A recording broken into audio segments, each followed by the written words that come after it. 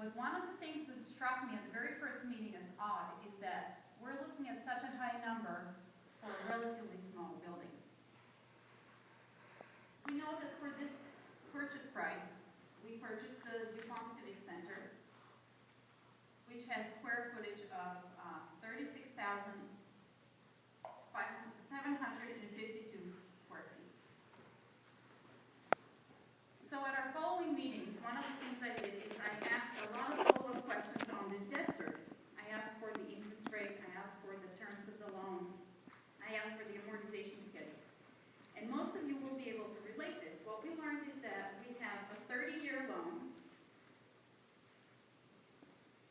somewhat akin to the type of loan that you would get on purchase of a property, a residential property. Our principal amount is $18 million. This is effectively our purchase price. We're paying this $18 million off over 30 years, and this is almost fixed. It actually goes down a little bit every year. In year 30, it's going to be $1.24 million.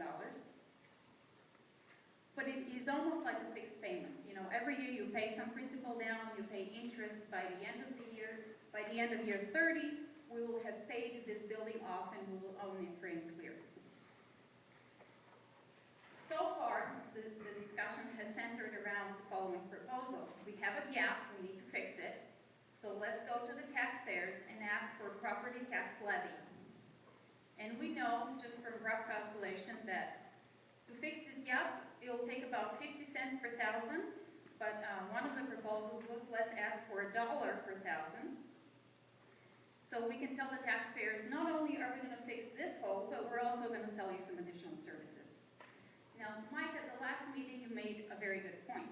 You said whatever we come up with has to be equitable, it has to be fair. And I want to show you why I think this is not an equitable solution. As I said, at the very first meeting, this struck me as sort of odd, a very high number for a small building. So I did some research, and I want to share with you. Unfortunately, I don't have copies for the audience, but you can take one and pass it around. I looked for public buildings that were built in DuPont or in neighboring cities, and I wanted to see what the cost to the taxpayer was for those projects. I found, first example, Pioneer Middle School. Pioneer Middle School was financed in the more traditional way. First, the taxpayers approved the bond issue in 2005. After that, the school district went ahead, hired the architects, the construction company. The building was constructed around the same time as the Civic Center, and the total cost for Pioneer Middle School was $34.8 million. In return, the taxpayers received the school with a square footage of 108,000 square feet, or the cost per square foot for Pioneer was $322. I found, you can see it on the list, a fire station in University Place, where the cost was $248 per square foot. A fire station in Lakewood with a cost of $211 per square foot. One in Summit, $298, and one in Parkland, $283. The average of these is $272 per square foot.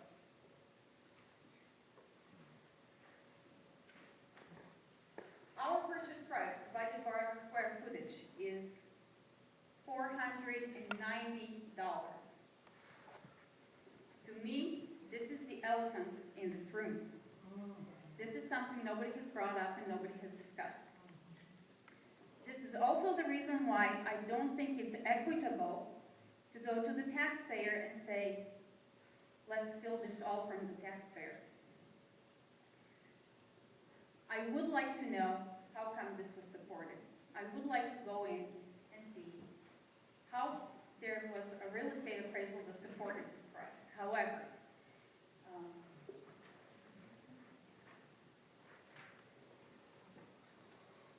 instead of just criticizing this deal, and I think it does deserve some criticism, I want to propose an alternate solution.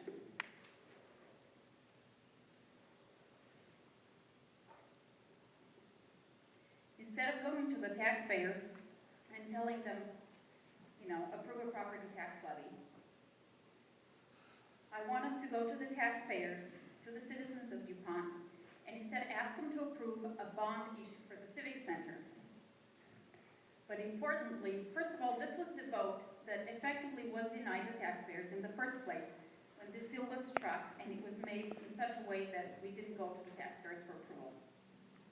But importantly, the bond issue has to be with the reasonable market price of the Civic Center.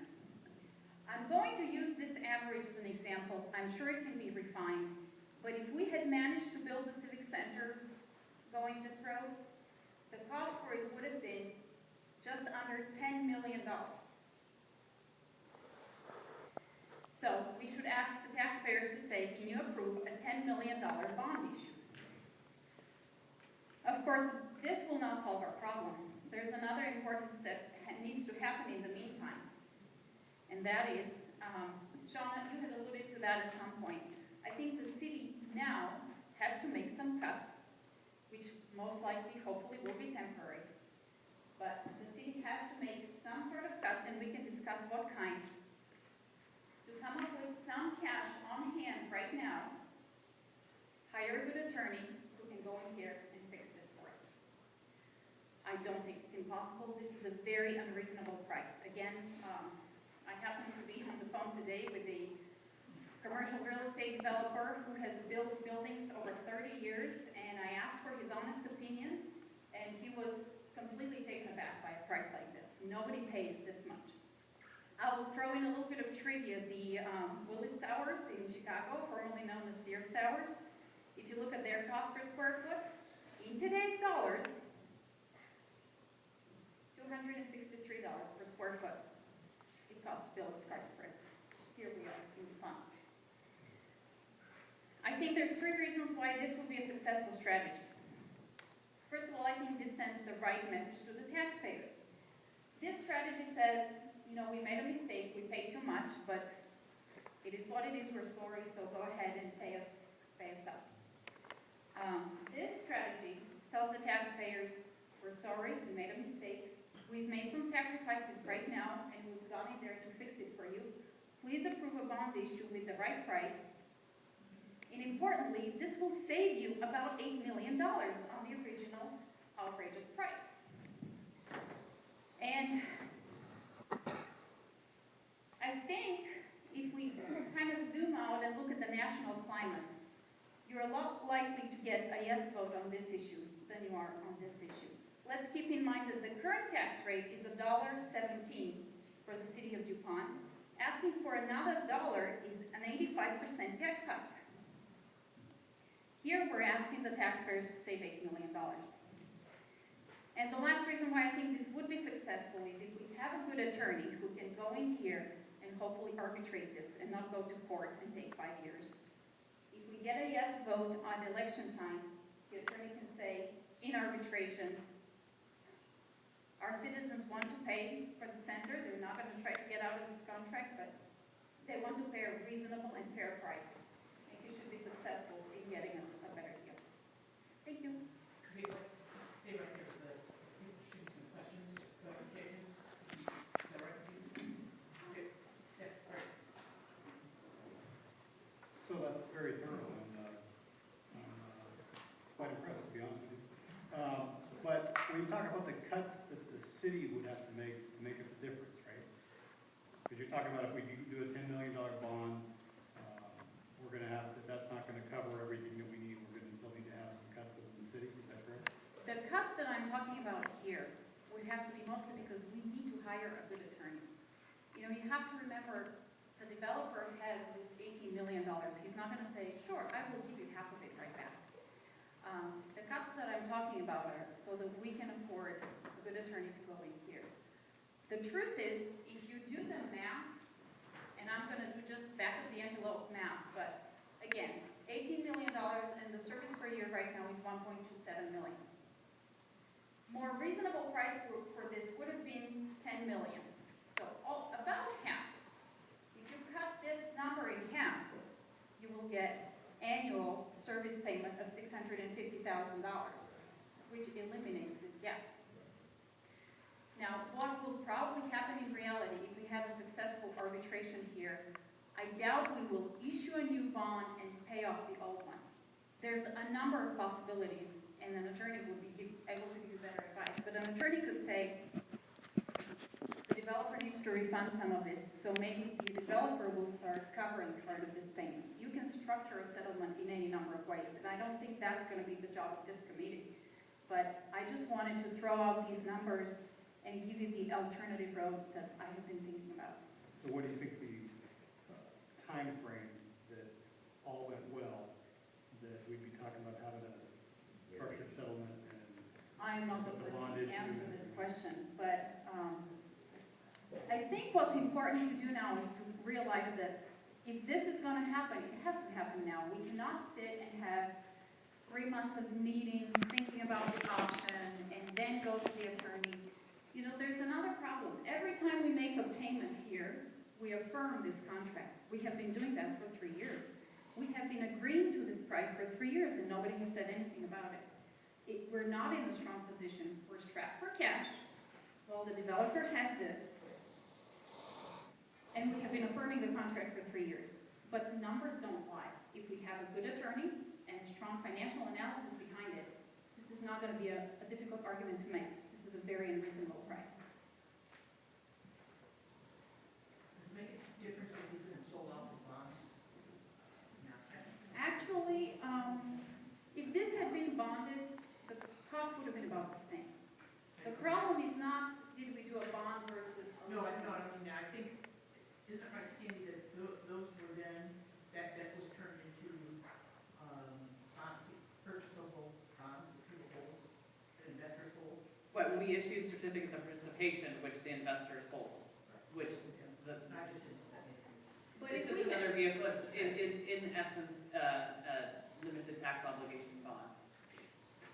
the interest cost for this type of financing that we did and the interest cost for a $80 million bond would have been about the same. That's not the issue. The issue is here. Other questions? Sean? What would be the chances that we would be pushing the developer into bankruptcy? I have no I mean, idea. it's a good idea, but you could be sending the developer to bankruptcy and then we get nothing. If they manage to spend Don't we all file of the extra bankruptcy? money golfing somewhere, then they probably We have get enough. nothing. He's gonna do it. Take it Who back. cares about the developer? So would it make a difference if just the attorney 3 years? Yeah, I think that question of time and then. That's not Yeah. something I can answer, No. but I think this is just, again, I work with commercial real estate appraisals all day long, and this is something that you will never see for construction. I do realize that the developer took some of the risk because, you know, they covered the construction loan for the year and a half, however long it took to make. But you can't justify going from this neighborhood to 490 because you had taken some risk for construction costs going up in the meantime. Mike, your question? Well, it's an interesting math drill. You didn't compare any police stations. Actually, University Place and Lakewood, I think maybe combined police and fire. I did the best I could with Google in my spare time, honestly. What I'm difference sure does we it can make? find You more. didn't put the cost structure. Not really. What difference does it make? You mean what drove this? Well, some of the people in this room were here when this decision was made. I don't think they picked the highest bid. So the question is, I mean, I can build a warehouse real cheap. The question is, you have to compare like facilities. It's like, Right. you know, building a surgical suite probably costs more than building a middle school. So I don't know what the cost drivers are in a combination police fire department. This is a business suite, this building. This But is an that- office building and that's public safety. Four of the comps you have are public safety, fire Well, station. Well, there's a And difference one of between a them fire is- station and a fire police station. There are different facilities in the police station, and so, I mean, I don't have the expertise to tell you what the cost drivers in that.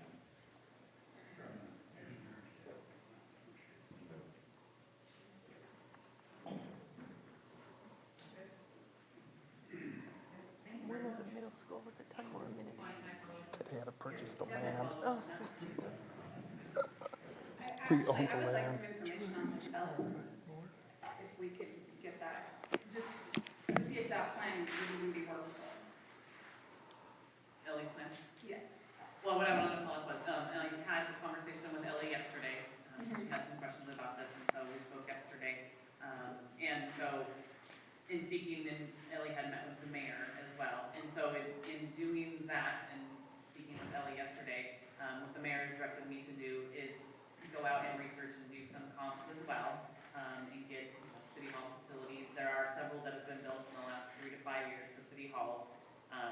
Puyallup, Mukilteo, North Bend, Bellevue, Olympia, there's a whole bunch of city halls and with police stations and such that have been built. So I'm gonna do some additional comp work to look at that as well and be able to say what was our number based on those comps as far as low, medium, average, high, that type of thing, and just double check that figure. So I'm just making sure, looking at Ellie's numbers that she has for using the principal amount of the COPs, is that the true total project cost and the square footage and that. So just verifying data, doing comps and everything to make sure that we check into that and research the question that's being asked as well, and be able to provide that, what we found, for information to show, did we pay high, did we pay low, did we pay low, kind of thing on an average. So, I appreciate Ellie coming forward with the question. We're looking into that, and I'm getting the information from other comparables and looking into pulling some information from the original project here, as well. And it's been 3 years since everything's been completed, so the developer could very well no longer be in business. Do we even? We moved in 3 years ago, March 3 years ago, and you may know more about the actual developer. I believe he is still in business in some limited capacity. We haven't tracked him, to be honest. Yeah. Oh, really? We would have changed the bankrupt. The parking lot here from us until the end of 2011. We haven't had any communications with them since that. They did exercise their right to get out of that ground lease at their first opportunity, which was December 2011. We haven't had any further correspondence with them since then. Another thing that we are looking at is we're looking at the original. I bet we get communication with them again through default. Everything was based upon, we resurrected some of that information, I believe it was back in 2004, 2005, from the architect, based on renderings, and we've got all of that information we're trying to pull together, again, to try and see what happened there, and what all was included in that 18. I just want to say that, with my limited information there and limited knowledge and all that stuff, but the plan as it was presented, I mean, if in fact it is something that's doable, and that I think that I, for one, would support that being one of the options that we give to the city council. If in fact that after the research and so forth, it appears that that is a viable option. And like I said, I'm not the expert by any means in that situation, but certainly with the information and research that she's done. And I totally agree with you. The last thing I want to do is make more families pay more money to live in our town. I don't want to do that. But we still, meeting that need, the initial grouping of ourselves was to meet that budget downfall. But through what we have learned through your presentation is that our city's budget downfall is double that amount. And I think the problems with our city are more expensive than this. We saw police and fire. We're running bare bones in our city capacity as it is. I mean, you've got women doing jobs of 4 other people.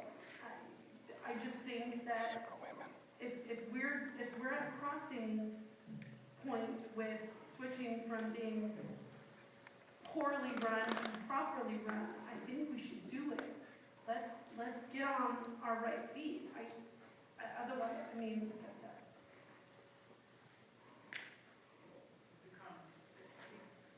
Who holds the paper on the debt?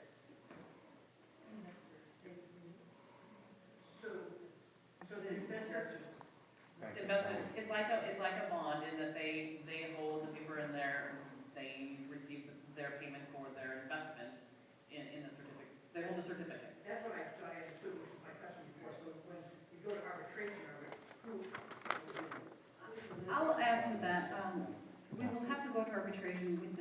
developer. Although, if the financing institution who made the deal go through didn't do their due diligence to see how come you guys are paying such a big price, they might be also culpable for the high price we paid. However, what really happened is there's three parties. There's City of DuPont, developer, and let's just call it the financing group or the bank, even though it's not technically a bank. The developer charged us $18 million.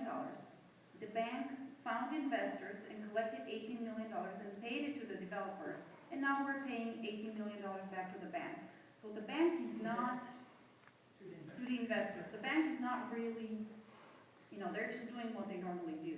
But the problem is the price was too high and the developer made off with $18 million when they should have really charged us something like 10.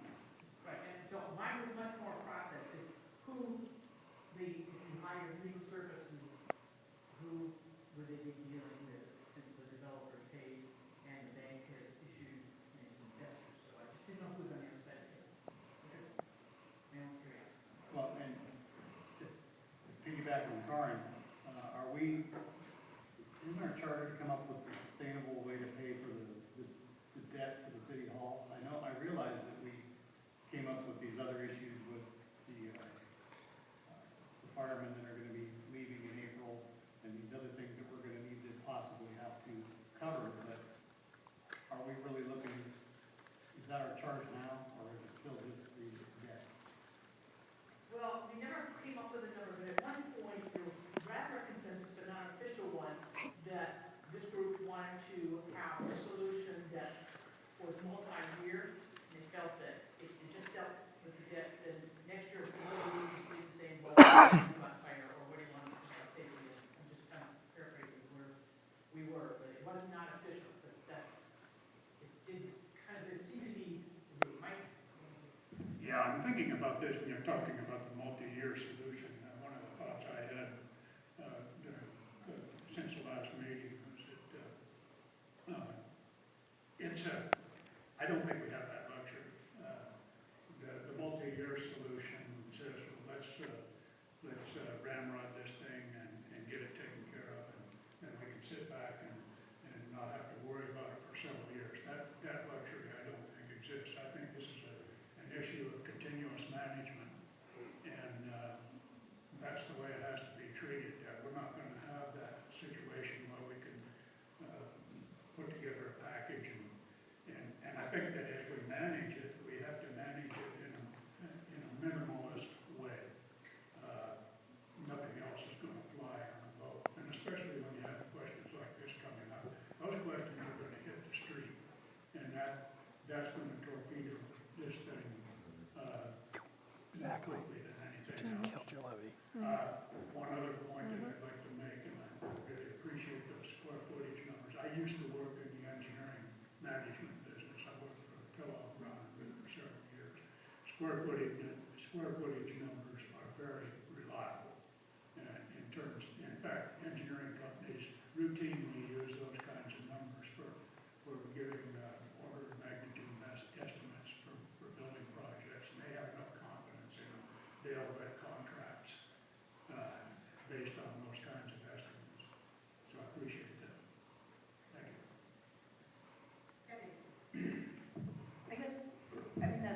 That's really interesting, and if it ends up that we pay too much, then, shame on us. I guess my concern is that the success of this plan relies on us being able to successfully arbitrate sometime in the future to get $8 million to pass a new bond issue for $10 million and get $8 million back from someone somewhere in the future. But we have payments, so are we saying that we don't make the payments in assuming that we're going to get this happening, and then what happens if it doesn't happen? I don't have faith that we can get it to be resolved in the next 2 or 3 years. Legal things tend to drag out. So, it's interesting, and but what do we do in the meantime? How do we Do we not pay the debt, and then what happens if it doesn't work? Well, I think that, we still look at the other things that we had talked about. Other people came here tonight, I'm sure, with some ideas on where we can make some money. And, you know, we mentioned last week that, we were talking a little bit about, if we did a tax levy, how many years would we do it? And some said we should do it permanently, and some said we should do it for 6 years or 5 years or whatever. So I think that, taking everything into consideration, I still think that a tax levy needs to be on the table, whether it be 50 cents, whether it be $1, whether it be for 6 years, whether it be for 2 years, because if in fact, this idea that it was brought up can be done, I agree. It's not gonna probably be done within the time that we need to make the next payment, but there are other options that we can do in the meantime to make sure that, that we can make the payment, and then in fact, if this thing works out, then we have the ability to scale back or do whatever, so that we're not putting it all on the citizens at that point. Okay, so let's move on. Okay, Mike. Yeah, I think that